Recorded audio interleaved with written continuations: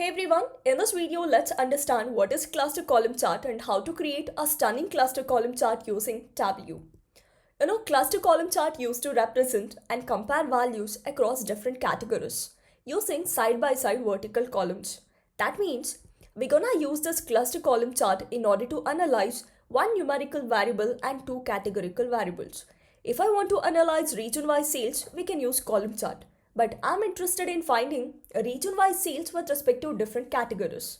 I want to know something like which region is giving highest sales with respect to technology. In order to answer all these questions, we're gonna use cluster column chart. Let me show you how to create this cluster column chart using Tableau.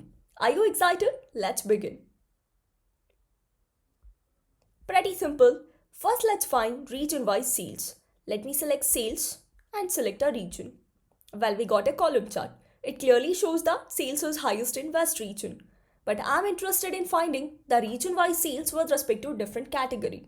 Let me select a category. Now just select this side-by-side bars.